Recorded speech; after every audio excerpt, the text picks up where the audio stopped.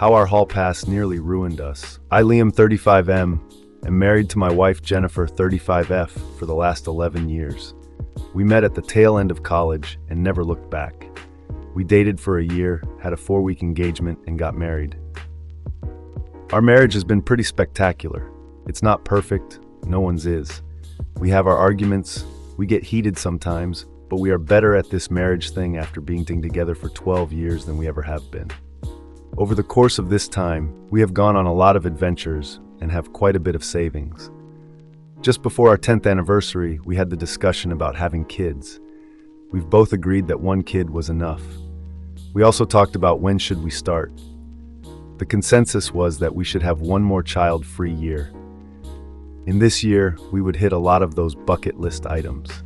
We went skydiving, finally took that trip to Italy that was our dream vacation. We also did some typical things like a beach vacation and a couple amusement parks. Our year wasn't just about us together. We also took some effort to do more with friends and each reconnected with some old friends. We didn't have bachelor parties, so we joked this year was our last year of freedom before we had kids. It was on our 10th anniversary, before this year of freedom, that our decisions would end up causing us the turmoil we're experiencing today. To give some background, my wife and I have always had a great bedroom life. We're both high libido and are into a lot of the same things. We are both aware that we each had a very active past prior to getting together. Nothing crazy, we each just had around a dozen partners prior to getting together, and we each had some special experiences back in college. Since getting together though, it's been 100 just us. We planned a big day of activities for our 10th anniversary and had a lot of fun. It culminated in a fancy dinner and getting a suite at a nearby nice hotel.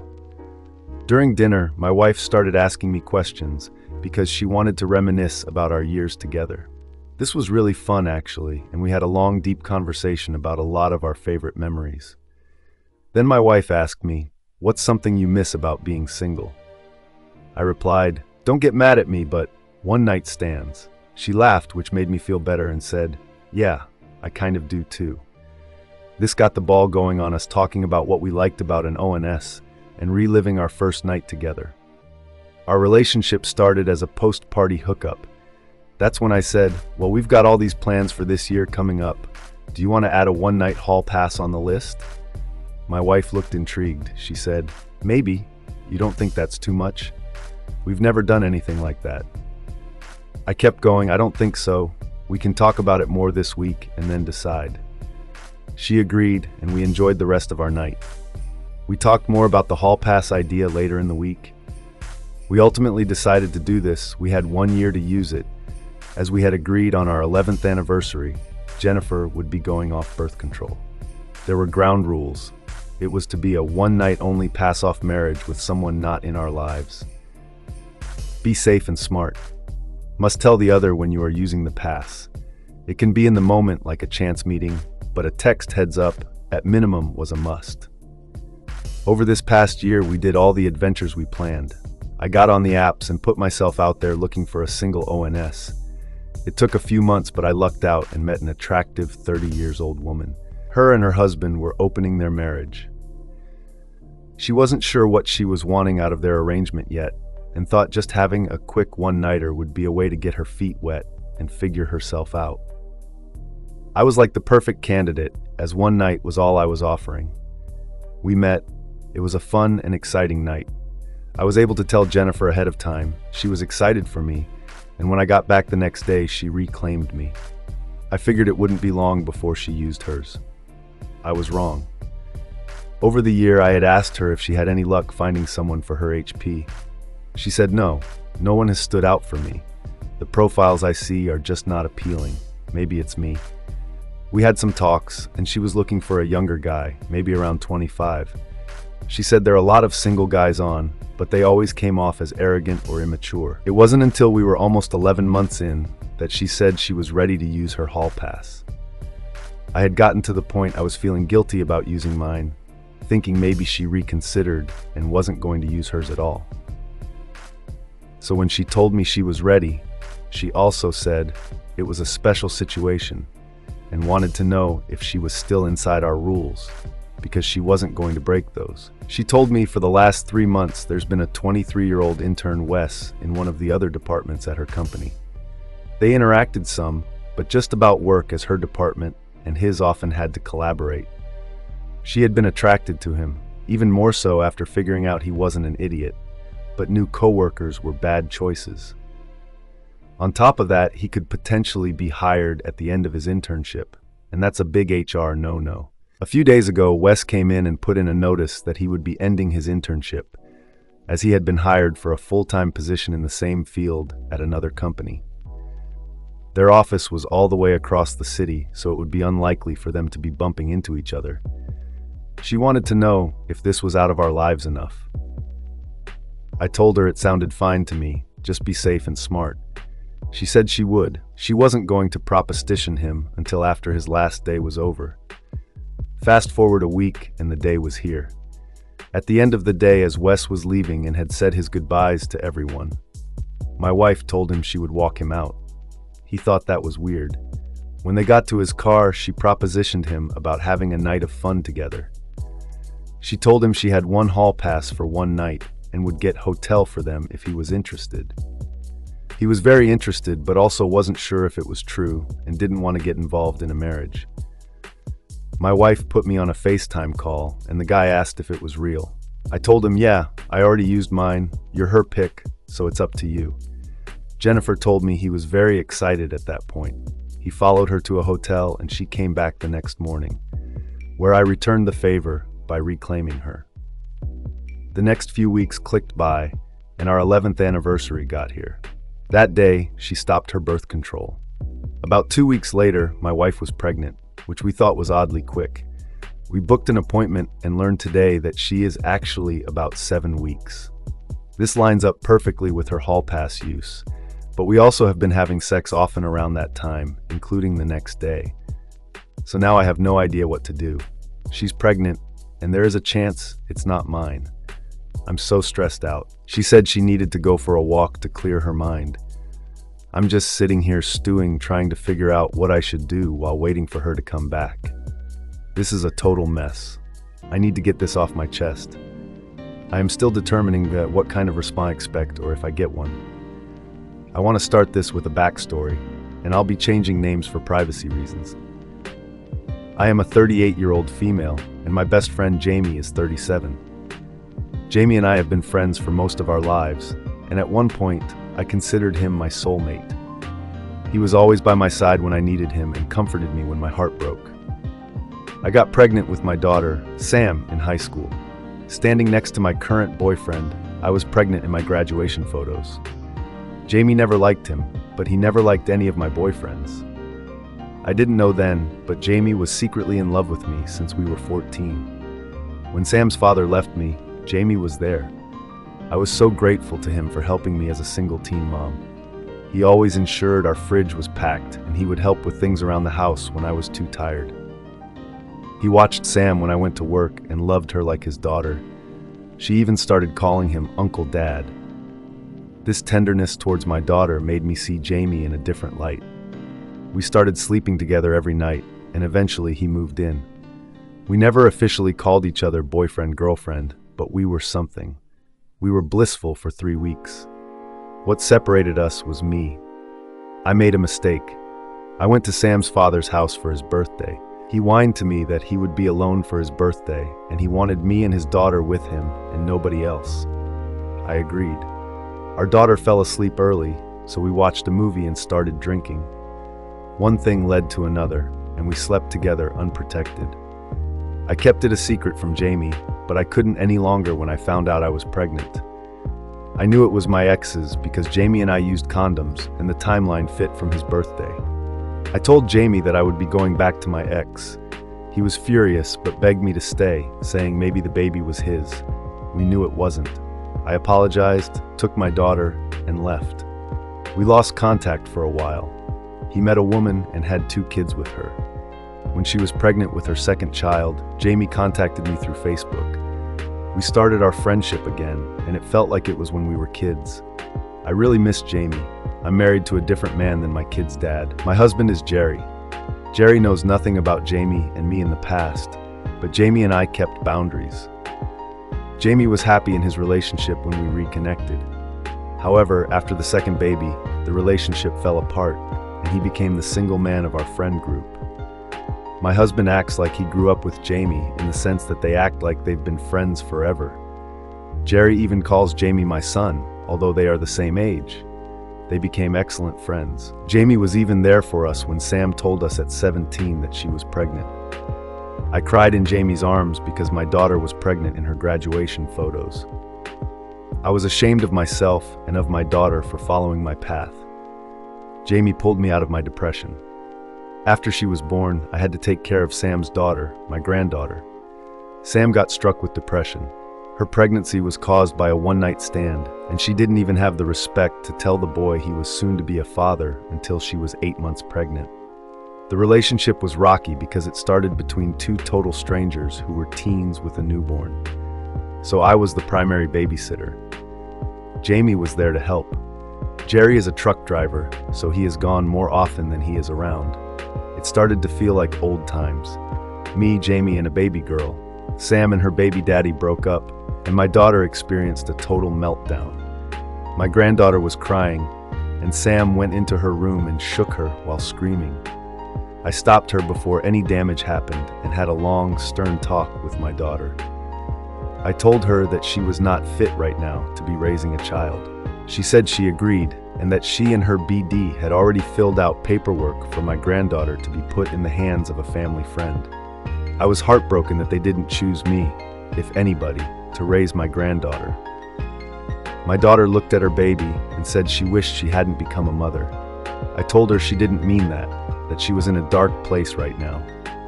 After my granddaughter was gone, Sam was in a dark depression for a while until she moved out. She dated a few different people and had her heart broken, but at least she was living. I was heartbroken, but trying to move forward. I started crocheting and even selling the things I made. Jamie and I kept in touch, and I'm ashamed to say that we slept together a few times while my husband was away. But we stopped about a year ago. Cut to now. About 6 months ago, my daughter told me she was dating somebody new, someone I would approve of. She piqued my interest, and I was shocked that the man she brought home to dinner was Jamie. Sam is 21 years old. Legally, this is okay, but morally, this feels wrong on many levels. I wanted to disagree with this relationship, but Sam announced that she was pregnant and Jamie was the father before I could say anything about it. My daughter, fucked. My best friend, whom I also effed and got pregnant. It puts a certain dread in me every time I think about it. Honestly, I think I'm done for now. If you got this far, thank you for reading. Part 2, my daughter is having a baby with my best friend. First off, holy crap, these comments were a bit overwhelming. I was reading about people questioning if Sam was groomed, and I've been thinking about it all day, and it's possible. Sam knew Jamie as a toddler until we lost touch. He came back into my life when Sam was 12. He was at every major holiday with our family, from Halloween to Christmas to summer bonfires. She continued to call him Uncle Dad until she was 18, then suddenly stopped. I figured it was because she was an adult with a baby now and never questioned it. Jamie and I have slept together twice since Sam was 12, and technically, I didn't cheat on my husband, Jerry. Early in our marriage, Jerry and I decided not to be completely monogamous. Like I said, Jerry is gone more often than he is home. We had a rule to be honest if we slept with other people, but we never shared who we were with. I slept with Jamie over Christmas when my husband was gone as a one-time thing because we were both lonely. Then, a year ago, Jamie came to me at a family bonfire. He stayed behind to help clean up, and we ended up having sex. It was more emotional than I was prepared for, and he told me he loved me after. I was entirely not for it. I told him I was sorry but loved my husband, and I was okay with something casual. He said he didn't want casual, and he respected my decision. I let him stay the night, and in the morning, I told him we couldn't do this again, and he reluctantly agreed. I see many comments slamming my daughter for her parenting. I agree with many of them. I know I should have raised Sam better, but in my wildest dreams, did I think she would do something like this? My daughter's baby is due in November. Everyone is absolutely thrilled for her. I'm sick to my stomach because I have to plaster a fake smile and pretend I'm okay with this. Jerry is thrilled that Jamie will be a part of the family. I have friends who say it's just peaches that Sam finally gets to be a mom, whatever that means. Everybody has gone crazy, but they don't know the truth. I know I should tell them, but it will be a crap storm, so I'm trying to do this delicately. Jamie is also thrilled about this. He has it all over their Facebook that he and Sam are together, and he's always talking about how huge Sam's belly is growing. Honestly, I don't know if he's trying to make me jealous, but my feelings are rage and shame. I plan on being honest with Jerry about Jamie, but I'm scared of how he will react. Thank you again for reading this, if you got this far. Answering some comments. First, some of you are cruel, but I must be honest. Some comments made me laugh. If we can't laugh at ourselves, Some of you, I appreciate the sympathy. I'm sorry to say this story is true. I'm new to Reddit, so I needed to figure out where to post it, but venting felt right. Some asked why I would post this at all. In a way, I wanted validation that this situation is as effed up as I feel it is. As I said before, it feels like I'm the only one not drinking the Kool-Aid. I want to clarify some things. Sam and my son have the same father. No, their dad is not Jamie. My son is a spitting image of his dad, and Sam has his nose and eyes, so I don't need a DNA test. No, I do not live in Alabama or a trailer park. Sam's daughter, Mary, is living with a family friend, and she is very happy and loved.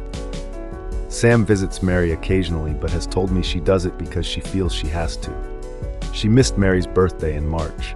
She visited her a month ago to tell her that she would be a big sister. Mary's guardians are very upset by this for obvious reasons. No, Jamie is not Mary's father. Sam went to a summer party with her cousin and met a boy there. They had sex in the back of a car and exchanged Snapchats. She spoke with him every day against my advice and did not want to tell him she was pregnant. They did not see each other in person for the first 8 months of her pregnancy. Then when she told him, he decided to do the noble thing and proposed to her. They were engaged for nearly 2 years. What broke them apart was the parental duties. Sam did not want to be a mom. She slept all day and night while the baby cried. When her relationship fell apart, she did not want sole custody. Mary's father said he wouldn't be able to care for her full time and did not trust Sam around Mary. This is why Mary was placed in the care of our family friend. Jerry is at work, so I will talk to him when he returns. I want to be transparent and open and accept whatever he says and wants. I also want to talk to Sam. I have yet to talk privately with her since the pregnancy announcement. She has kept a distance from me, and Jamie is not beside her. I don't know how I will tell her yet that Jamie and I used to be a thing. I don't know if I want to while she is pregnant. I want to ask about the nature of this relationship and gently ask about possible grooming. Still, I'm trying to figure out how to word it. Thanks for reading this and keeping up with my crazy life. Please be nice to each other. Part 3, my daughter is having a baby with my best friend. These comments are very eye-opening. I realize I'm a terrible person. I realize I've made mistakes. I told Jerry that I wanted to close our relationship.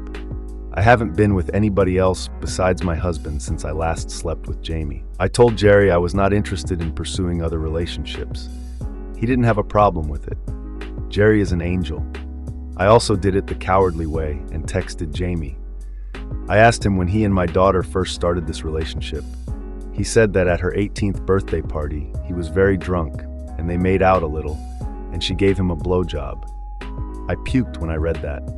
I told him that it wasn't okay that happened. Sam was engaged at the time, and I remember she was still calling him Uncle Daddy at the party, then stopped after. He told me he knew it was wrong, that he gets a thrill being the other guy. He swore they didn't do anything else until 6 months ago. I told him I believed him when I really didn't. I don't know what to believe. I'm so emotionally drained at this point. I don't want my daughter to have this baby at all. I have a feeling the past will repeat itself.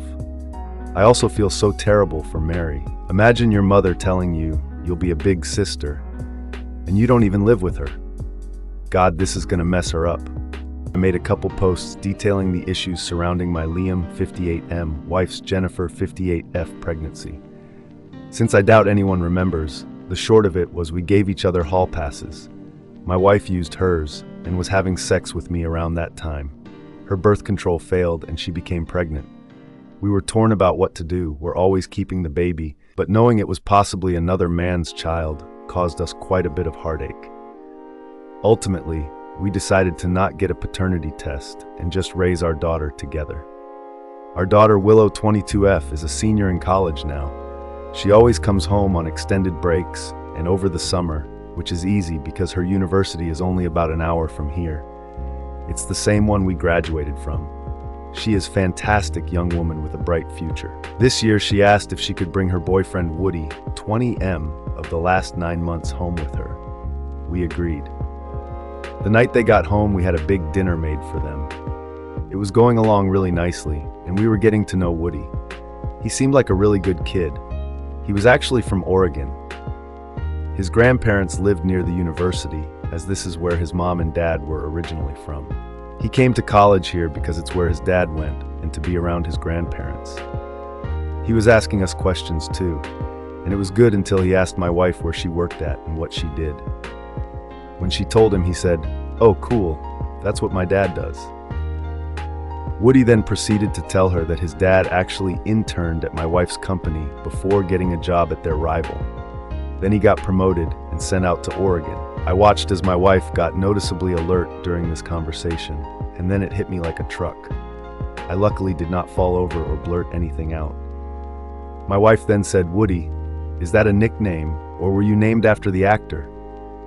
He chuckled. "Sort of. It's my last name, Woodson. My first name is actually Josh, but my friends have called me Woody since middle school because, when you're 12, that's hilarious. I just embrace it." My wife was starting to sweat. "And can I ask, what was your dad's name? Maybe I remember him." "Woody, Wesley Woodson. Most people call him Wes though." I wanted to pass out. But we played it cool. Willow did ask if something was wrong, but we said no and changed the subject. They wanted to play Mario Party 30 with us, so we did. Afterwards, they headed off to Willow's room and we sprinted into ours. "What the F?" I exclaimed. "Jennifer, I know. What are the odds of that? Of all the people in the world she could meet and fall for. Oh my God. She might be effing her brother." Me refusing to pull my head from the sand. "Are you sure?" "They might not be doing that yet." My wife looked at me. "Seriously? She tells me everything. I normally shelter you from this because you can't handle it, but we're gonna have to grow up to get through this. She's just like we were in college. They've been doing it since the first date. He's far from her first. I need you to quickly come to terms with this." I am actively pretending I didn't hear anything she said. My head is going back in the sand when this is over. We realized we can't just demand she breaks up with him. She will absolutely question that. Also, we know she really likes him, maybe in love with him. She's getting towards the end of college, and that's when life decisions get made. We can't just sit here and hope the relationship runs its course. Now we have to make decisions. We realize we need to get that paternity test. This will also raise questions, so we have to talk to Willow and tell her the reality of the situation, because she is a strong-willed person and is not going to just go along with anything without answers. We talked her into sending Woody on to his grandparents a half day early. It was an awkward day and a half for us, but we did our best to not let them notice. Then we told her the whole deal, as discreetly and non-traumatizing as possible, about the hall passes and Wes and our decision to not get a paternity test. Willow looked like she wanted to throw up. She was so mad and disgusted. I can't blame her. All in one moment she found out she may not know her biological father, but also that she may be in a sexual relationship with her half-brother. We got the test done and are now waiting the 5 or so days to get the results back. Willow is faking an illness to avoid visiting Woody and keeping him from coming back here. They are still talking, but she seems sad. Her somber tone is helping with the sick ruse. She is just hoping that the tests come back with me as her father. I'll update when they get here and everything is settled. I feel so terrible about everything that has happened. It's been a month and I think the dust is finally starting to settle. I'll get right to the million-dollar question. Willow was my biological daughter. She took it really hard. Not just that I wasn't her father, but this also meant she was having a relationship with her half-brother. It was a devastating discovery. We invited Woody back over. He got really nervous when he saw that Willow was crying. That is when we told him the story about Jennifer and Wes, how we never got it tested and it was a 1 in a billion chance that him and Willow find each other. He was distraught, he got angry and stormed out. He came back later on and had his dad, Wes, on the phone. We talked and I revealed that my daughter was biologically his. He remembered my wife and his night with her. He couldn't believe it. He said he would get on the first flight here. In the meantime, Willow was not accepting of this and wanted proof that they were brother and sister, saying, "This test just says you're not my father, not that his dad is mine. How do you know mom didn't cheat?" I volunteered to get them DNA tested. I knew what it was going to say, but if it gave her a few days of hope, I was willing. Woody agreed, and we got the test sent that day. His parents arrived the next day. We showed them the results stating Willow was not mine. We also told them we tested the two youths to see if they were brother and sister. Woody's mom was upset we got him tested without their permission and felt like we were taking too many liberties with her family. She said, "You already dropped a bomb that my husband has a secret child, and now you're just doing what you want with our son." I understood where she was coming from. We were definitely disrupting their peace. Wes and Willow took a paternity test that day and got it in the mail. The Woodsons went to stay with their family. We stayed home and tried to work through everything as a family. We made an individual counseling appointment for Willow and a family therapy appointment for all of us. It was a tough few days. When we got the results back from Willow and Woody's test, we called the Woodsons. They had just received the paternity test and were going to come over and open it with us. They arrived and I opened the DNA test.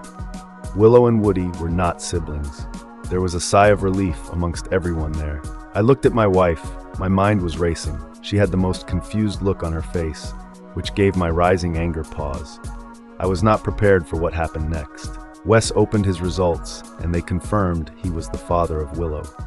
He said, "This doesn't make sense. How can I be her father and them not be siblings?" I understood right away. As the wheel turned in his mind, I could see obvious pain in his eyes. He turned to his wife, who had a defensive and angry look.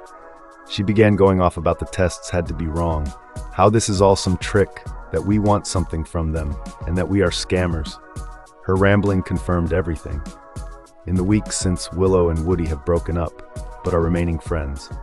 Those two have been through way too much in way too short of time. They are supporting each other through all of this. She has informed me that Wes has dug deep into their entire lives. He has uncovered some truly horrible and undeserved truths. His wife has been cheating and having affairs since they were engaged. Woody's younger brother, who is 14, is also the product of infidelity and has a different father than Woody. To really twist the knife, though, he found her Reddit account, where she was highly active in our adultery. Lots of posts and comments by her celebrating her affairs and all the ways she pulls it off. Her talking about how great Wes is and that she's just a cake eater out living life to the fullest. He has already begun the divorce process, and the prenup his parents forced him to get is going to be a lifesaver.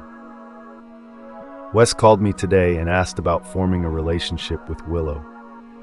He has a lot of mixed feelings about it all, especially being in the dark for over, but says he understands. I told him it would be her decision. We are still doing family therapy and working through all of this for Willow. She's holding up pretty well though. I don't know where we all go from here. I guess only time will tell.